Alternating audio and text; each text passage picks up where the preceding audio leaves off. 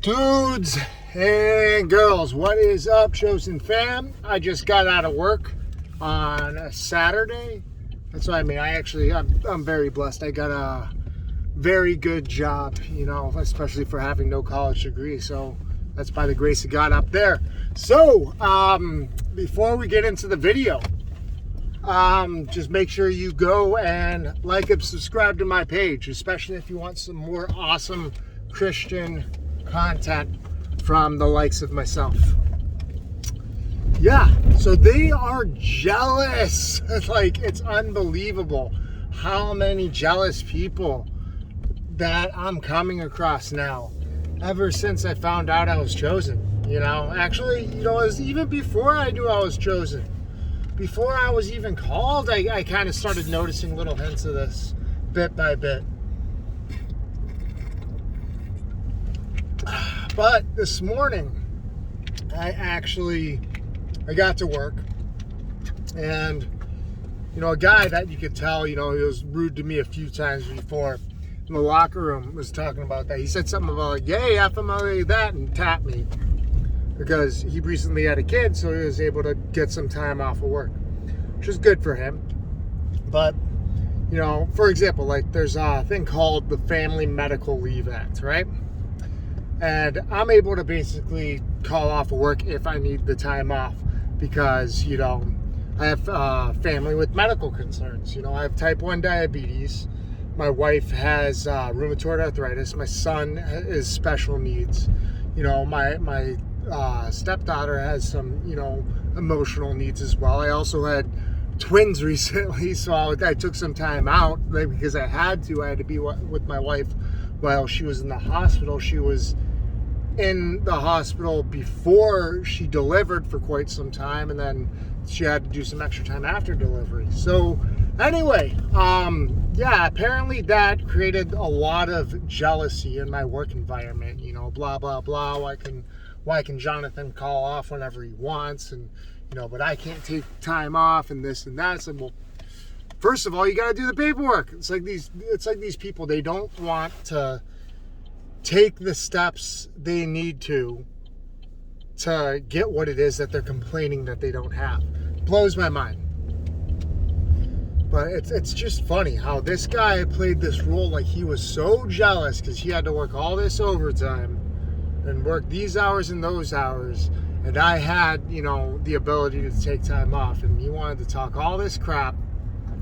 It's those little hints, those little creepy, sudden, subtle little hints where, they're low-key jealous of you, low-key hating on you, And it's just so funny because, now that he's got this, FMLA for the next year because he just had a kid, so he can call off basically. I think they give you like 1 day a week if you recently have, if you have a child, a newborn child, which is something that's really cool. I think that's actually by law they have to do that. So that's not really my company. And then this guy says something all low key about like, yeah, I understand why they give it to you. You get paid so much. It's like, but well, I don't understand why they're giving it to all of us little guys. They should want to work us. It's just like, you think like I don't know if it's state law or if it's countrywide, but it's just like you're trying to act like all jealous of this shit. This is like government paperwork that people are filing. So it's like, first of all, it's none of your business. Second of all, like, why are you hating? You know what I mean? If you don't like the job here, go get a job somewhere else. He's jealous that I got hired on like years before he did. It's like, I'm sorry the company had changes. I didn't, make those changes happen. Like, why are you hating on me? Hate the game, don't hate the player. Or hate the player, don't hate the game. Whatever I'm talking about, like, it's just unbelievable how people just like leave those little comments with those, and like they have malicious intent behind it. Like, you could just feel like the little thorns and spikes on their words when they say them.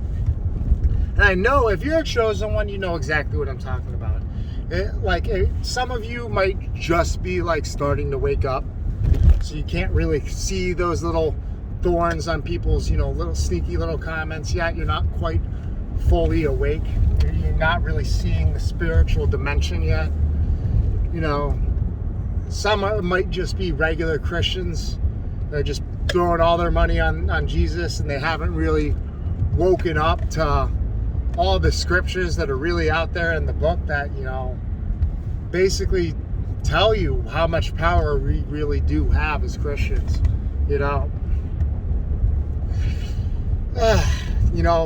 Today's video will probably be a shorter video because I'm taking my son to see the new Spider-Man movie, and I've got a lot on my mind because I got to hurry up. I got to take my son to the show, and then I actually got to get to bed super early today because I got to be up early in the morning tomorrow.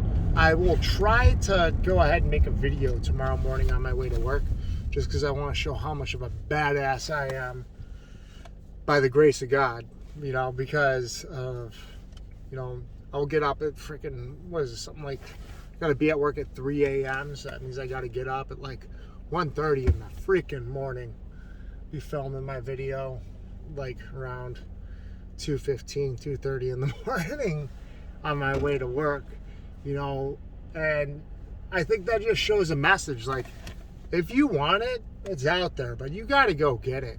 And you can't just waste your freaking time blaming other people.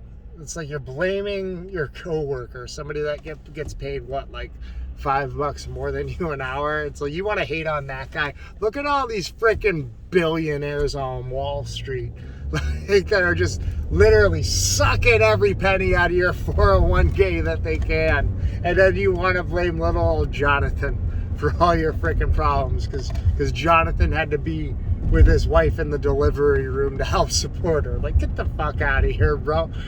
It's just like these Decepticons, these energy vampires. Like, I used to literally, they would literally hurt my feelings before. It actually bothered me. I couldn't believe how much these people could bother me back then. But, once I was redeemed by Christ, it's like, and I was Christian growing up, but it's just like, as I got a little bit older, I let go of that stuff. The world pushed me more and more to just, let go of Jesus and let go of, this idea of God. And they convinced me of how ludicrous it was to believe in this concept of God. And once I kind of reestablished my foundation in Jesus Christ, it's like nothing these people say bothers me. Even spiky words that, I said spiky worms, even spiky words that come off the tongue of my own family, that doesn't even bother me, because now that I'm awake to Christ and I'm awake to malicious intent and the mission of Satan and how dark he is and how he uses people to his advantage, I could see this now. I could hear it. I have ears to hear. I have eyes to see. I have a tongue to speak, so I'm able to see this stuff now. And it's just like, I can just see it, it's just so sticking out like a sore thumb. The devil in my eyes today sticks out. It's like a dude in a bright yellow suit when everyone else is wearing black. You know what I mean? I could just see him right there. And he's literally like with all these chosen ones popping up, the devil now, he's like, this is the comparison I used a long time ago, even though Christians tend not to like it, but he's like a little kid. I could see the devil right now. He looks like a little kid, and his mom's about to walk in on him jerking off. That's how he looks like. He is so freaking scared that the Most High is on his way, and it's just I hope that I'm able to wake some more people up, and I hope the people that are already awake can relate to my message, because I'm sure you've gotten some random subtle hate from some of these people. And the thing about it, why I want to, you know, because I'm really not selling anything. I have some links in my description, blah, blah, blah. Go check them out. Go get some free money. You know, I'm going to leave them down there. And you guys can click on them if you want. If you don't, just, I don't care. Because what I'm really trying to do here, the only thing I'm really selling to you guys is Jesus Christ. Like literally Jesus Christ, just allowing him into your heart, allowing him into your soul. Literally, just you need to surrender to Christ. Like that's really how you let him in. You just need to surrender to him. Let go of your ego, let go of your pride, all your pent up bullshit. And once you do that, you will realize nothing the enemy does there's nothing the enemy could say to you. There's nothing he could do to you. You basically become untouchable. He could point out every flaw you have, every mistake you've made. He can talk to you about some bullshit you feel guilty about from frickin', I don't know, 8th grade or whatever. Like, people could tell you about that shit, and it's not gonna bug you. It's not gonna fret. You're not gonna fret over it at all. You won't. It's hilarious to me now, because now I notice, like, when people can't get to me, it's really, this is how low people are. When people can't get to me emotionally and they're trying to attack me, you know who they go after next? They go for my wife. They try to take a jab at my wife and say that she's this or she's that, or she's pushy, or she's, you know, or like I'm her puppet, or this or that. Like, this is how low people are.